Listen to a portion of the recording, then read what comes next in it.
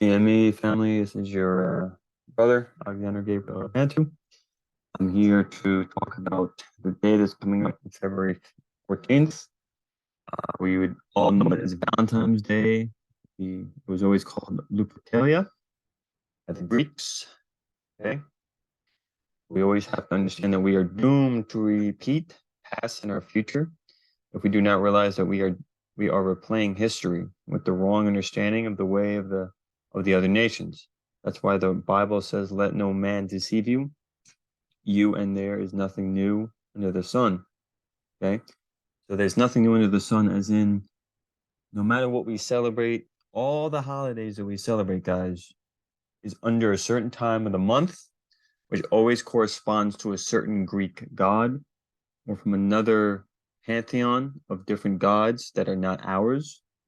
Okay, as the Solare, as the Bantus, as a Muntu, or as the Muntus, guys, we cannot be celebrating the other nations. Okay, how can we be saved if we keep on following the ways of the other nations? And this is the thing that the Most High always tells us. Okay, in the last days, okay, Satan shall be like a roaring lion. Okay, and he has already deceived the whole world. The whole world's in a deception. Okay, you guys got to understand the seven feasts or the feasts in the scriptures of the Most High. If they do not line up with the holidays that we are celebrating, and the feasts of the Most High are also to be celebrated in the Holy Land of Africa, okay, where Beulah Zion is. Okay, if we are not celebrating these we're not celebrating the seven feast days of the Most High. That means we are celebrating the feast of the devil. Okay, you can only serve one master because the other one shall hate you. Okay, so this is why we have to wash away the knowledge of the world and humble ourselves to let the Spirit, the one and send me the Most High, to lead us and to guide us into all truth. Okay, so the origins of Lupercalia, Valentine's Day. Okay, if February 14th wasn't always about chocolate and flowers. On Valentine's Day, millions, okay, persecute flowers. Okay, they buy flowers for their lovers, chocolates and cards to their sweethearts. While the holiday traditions really become cemented in the 1800s, historically linked its roots to the wild pagan revelers from before the birth of the Saint Valentine's himself. Valentine's Day is a Roman origin. Its rise as a Christian holiday and as the emergency of now familiar Valentine's Day traditions. So throughout history, it has changed, guys. Okay, it was always known as Lupercalia.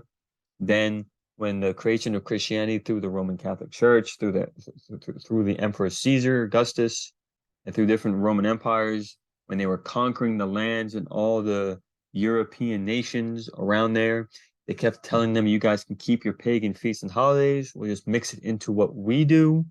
That way, you guys can join us." This is also why much of the world is now becoming one world, one world order, a one world place and everything. Everyone's accepting of one another and stuff like that. This is why we have to be careful on what we celebrate. Okay. Many historians believe the seed of Valentine's Day were planted in the Lupercalia, an ancient Roman festival honoring Juno and Roman, goddesses of marriage, and the Capitoline wolf, a mythical creature who supposedly suckled Romulus and Remus, uh, Roman twins founders, when they were abandoned as infants. The Latin word for wolf is lupus. Okay, so this is talking about right here. These are the two infants right here, and the wolf uh, suckle them so they can live. And one of them actually killed his own brother and then founded Rome and stuff like that. This is also kind of telling you about the story of Cain and Abel. Brother shall fight against brother. So they're also trying to mock the Bible, and they're also trying to tell you certain things of the past and stuff like that, because you have to understand there are people of the seed of the devil, and there's people, the seed of the holy and righteous people. Okay. They're always trying to show you guys that there's nothing new under the sun, that the old, from the beginning of time till now, it's always replaying.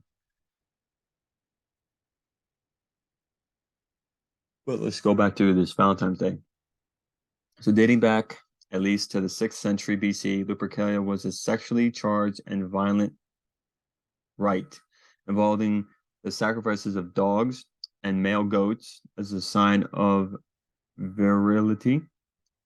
Okay. On February 15th, priests known as Luperci had their foreheads anointed with the blood from this sacrificial knife when they were whipped clean with the wool soaked in milk. The Lupercalia would later cut stripes of goat's hide and run naked through the city, whipping nearby women with the blood and hide. The goat skin would also be made into underwear. That it would be made into underwear, and the men would run around hitting the women. So as Kongwa has said to his chosen people, I have not changed from the beginning, nor will I change from the beginning, now and forever. So if this is something that was never done by the ancestors or by our ancestors of the Bantus, or even from Adam and Eve, that means it's not ours. Though you might change it to might seem to make it look holy, it's still an ungodly act. It is spitting on the ways of Congo. Okay, so these are the priests right here, young priests being painted with goat's blood during the feast of Lupercalia. And remember, the Most High also doesn't want us doing anything with blood, drinking blood or anything like that, and stuff like that. That's not our thing. And the very interesting part is Lupercalia, right? The day was called Dies Februata. The month was also called Februarius, and the goat skin was called Februum. And the act of whipping people with the skin of the goat was called Februara. And the god of that month was called Februus. This is also where we get the month February, guys, okay? So as we always know, guys, that every single day, the week, and every single month is always given to a certain type of Greek god. So we are always worshiping a false god every single day, every single week, and every single month. We are never really practicing the ways of Tatanzami and Mazulu. And this is the path that the women would take. They would run around this. Sorry, this is the path that the men would take. They would run around just like this, and also sometimes naked. And they would whip women with the goat skins and stuff like that. They would also sacrifice animals. So, and the whipping of the women with the goat skins was ensuring that the women would be fertile, that they would be able to have kids. Okay.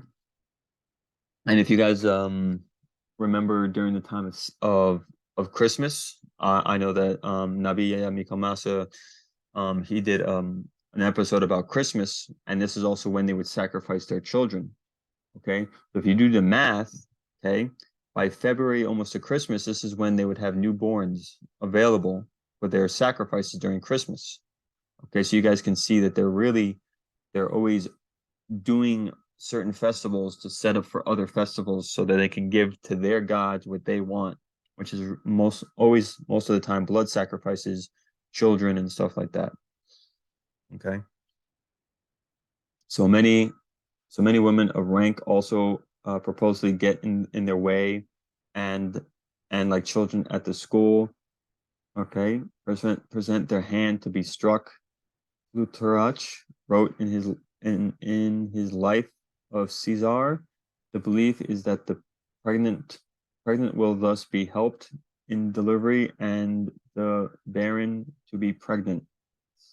So this was kind of their way of dealing with women that aren't bearing children, and to make sure that they have children. And there's also the act of also purifying a woman. Also, when you hit them with the goat skin, they were also purifying the land and making sure they also had an abundance of also food and stuff. And this was also a very sexual month. You know, men and women would do various different acts I think you guys would know that. We're all grown up. Okay. And during Lupercalia, men would choose a woman named from a jar and escort her to the festival. In some cases, the couples would form a romantic bond or even marry. Okay, so this was the act of just picking whoever you want out of a jar, sleep with them, do with thy will type of mindset, stuff like that. And we also understand, guys, that even though the thing is that people would marry just for looks. Okay. Now, in the ways of the Most High, you would marry someone because the ancestors in the spiritual world or the Most High wants certain people to be together for different reasons. You may not understand why and stuff like that. The beauty is always within. It's not always the outer appearance. I'm not saying that people shouldn't look good, shouldn't take care of themselves. But in the world we live in today, it's always about what does a person look like physically and not who are they spiritually. So the whole aspect of keeping your lineage pure was also to make sure that the person that you are marrying or having that romantic time with is also someone who has the heart of the Most High and wants to follow their ways. Okay. The Feast of Lupercalia, the ancient Roman festival of Lupercalia, has been one of the earliest records of the term Valentine's Day, but the holiday isn't what you would imagine. In fact, it's probably darker than how we celebrate it today. Okay, the event which was held in February 15th began with the traditional sacrifice of an unlucky goat and dog. Now, Romans actually never really liked to sacrifice dogs, but on this month it was acceptable that they would sacrifice a dog. And if that didn't get Cupid's arrows soaring, a group of priests called the Lupercalia then cut off a piece of the skin of the two animals, touched it to their foreheads, and then struck it against every woman nearby. The thinking it was said is that the women hoped it would help make them more fertile. By the end of the 5th century, Pope Galatius had seen enough. He replaced Lupercalia with St. Valentine's Day. No more sacrifices, only love. But even if you change how it was celebrated, it still has its pagan roots deep inside the celebration of the pagan holiday. So the problem also is this love thing is the problem is they would have very weird love. You know, they would have orgies, man on man, women and women. It would still be very debaucherous, very evil. If we read in the scriptures, it says that there are certain types of people that will never make it into the kingdom. And one of them is people who are very lustful. They're always doing different acts of lust and love, and they cannot control themselves. No drunkard, no harlot, no fornicator shall make it into the kingdom. Okay. So just we understand that the Most High gave us that ability to give life, but that doesn't also mean that we also now start manipulating it to where we can do whatever we want with it. You know, we have to understand that the nations did not truly understand the will of the Most High Congo and what the purpose of life truly was. It wasn't just only to indulge into the 7 deadly sins and to allow yourself to fall into that darkness. It was for you to become a light for the world and for the nations, which is only what the Bantus can do and the Usolele can do is be the light to the nations. Okay. So the saint named Valentine. Many believe the two saints named Valentine were the inspiration behind the holy day. But what if they're the same person? One on Valentine had been prosecuted by the Emperor Claudius II Gothicus after he refused to worship the Roman gods.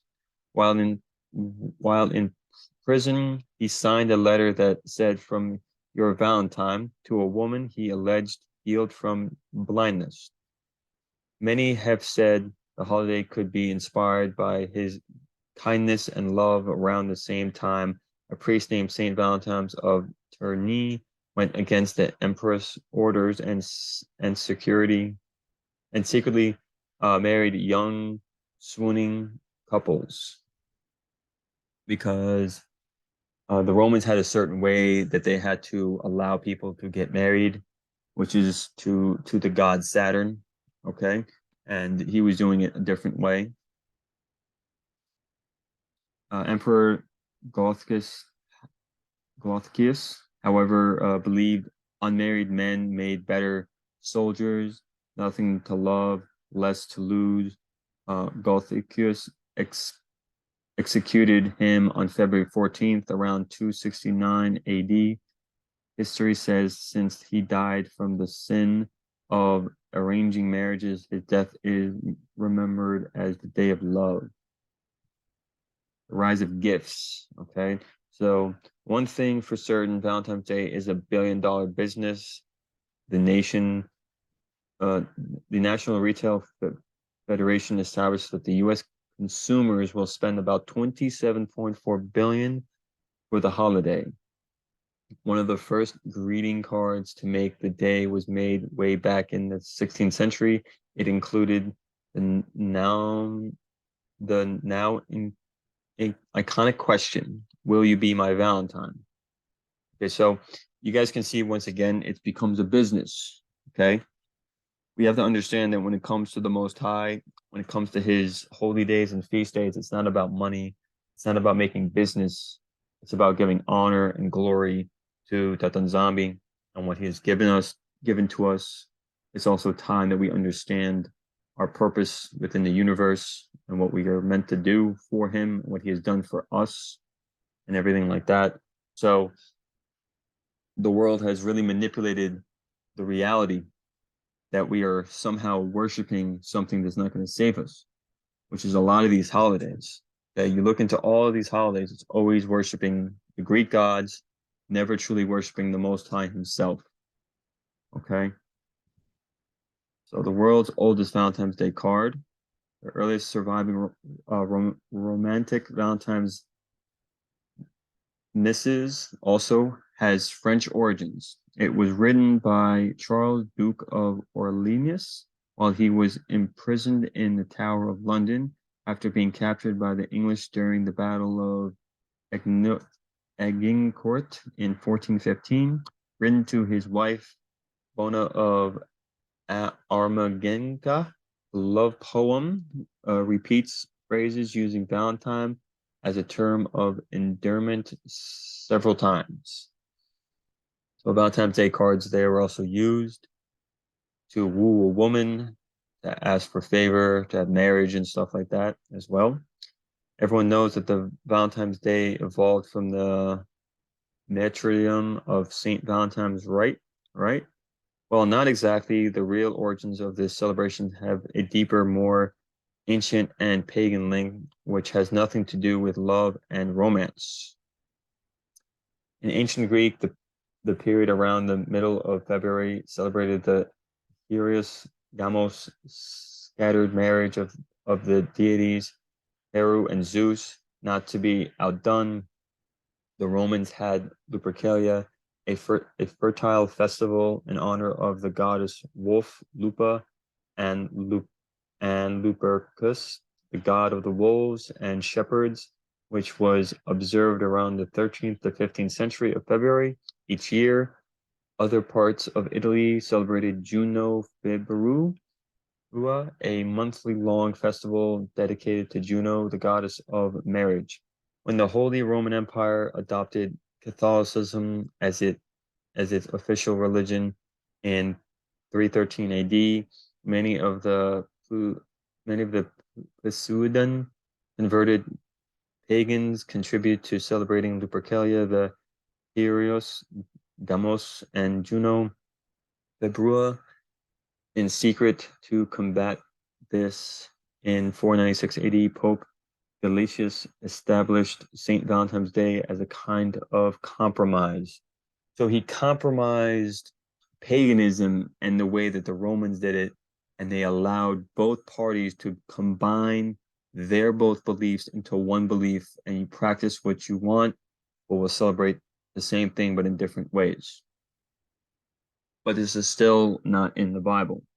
We do not find Valentine's Day at all in the Bible. So that means we do not celebrate this stuff, because it's always linked back to paganism. It's always linked back to the other nations. And we also have to remember, has a nation ever changed their gods? No, they have not. their gods are false idols, and they shall not save you. Okay. Still, the strong romantic rather than fertility and marriage based on base connections to the day were more or less unknown. So when so why do we associate love and romance with this day in modern times? We can thank poet Geoffrey Chaunska for that. Excuse me for the name. His 1382 Parliament of Failusa, the Parliament of Fowls, is the earliest existing evidence that the links Valentine's Day with romance, courtship, and the deities of love. So they would also put in the so-called Cupid into this. For this was on St. Valentine's Day, when every fowl comes there, his mate to take. I will not serve fair Venus nor Cupid, in truth, as yet in no manner of way. As to why Cheuska made this connection, nobody knows for certain, though there has been plenty of speculations. The one thing I'm going to say, guys, is if we read in the Apocryphas, I forget exactly which one it was, but there is an angel of love that the Most High has over us. So if you do want to find love, you can ask the Most High, for the angel of love that the Most High has and stuff like that. Because they have their own gods, and we have in Zombie, Toledo. You guys have got to remember that the creation story is not only God creating everything. Okay, that's a whole nother thing. Okay. The the next and agreeable most famous reference to a romantic Valentine's Day after this is over 200 years later in William Shakespeare, Hamlet, where it states, "Tomorrow is St. Valentine's Day, and I am made at your widow to be your Valentine." By the 1800s, the exchange of love notes and cards of Valentine's Day was the norm. From here, the day continued to gain popularity along with the link to romance until it became the celebration of fuzzy teddy bears, helium-filled balloons, and chocolate roses that was observed today. However, you decide to mark Valentine's Day, whether the old way, the new way, or not at all, you are still partaking in the pagan practices of the nations and not from Congo's ways and his holy feast days of old from the time of Adam and Eve. And in 1847, Ishmael Easter Holland became one of the first U.S. manufacturers of the holiday cards. Richard Carberry followed with the followed with the creation of the first chocolate box in 1868. Okay. So as we can see, chocolates and greeting cards, not something, I mean, it's fine for us to eat chocolates, guys. All right. I'm not saying don't eat chocolates. Just be wise and know that if things were not created or things that we were not used back in the ancient times as practices, we have to be careful in trying to mix them in. So as the holiday spread, it evolved. Later, Pope Galatius mundled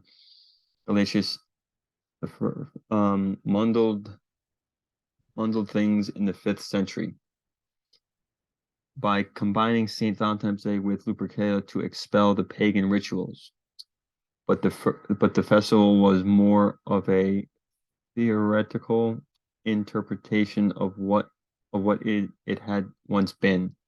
Lenski added, it was a little more of a drunken revel, but the Christians put clothes back on it. That didn't stop it from being a day of fertility and love.